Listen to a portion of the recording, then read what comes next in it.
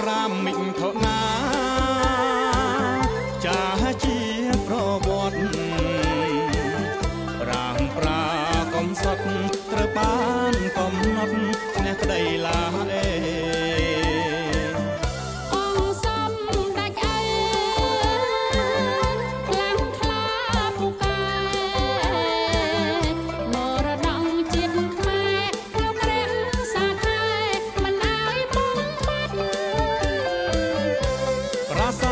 ព្រះវិហារមរតកកម្ពុជា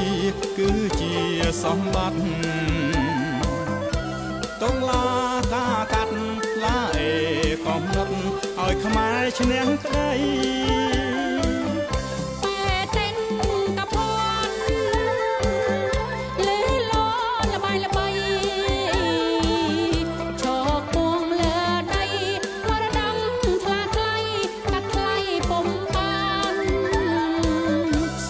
សន្តិភាព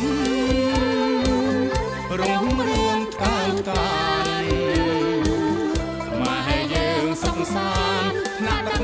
នាំបានកសាងការពី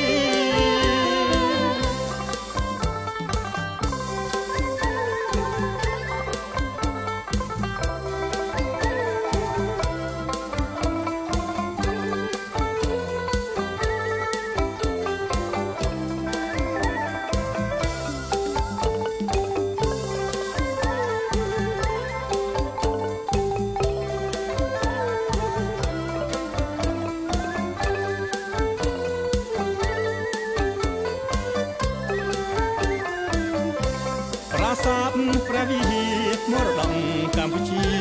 គឺជាសម្បត្តិតងឡាការកាត់ឡាអេកំណត់ឲ្យខ្មែរឈ្នះក្តី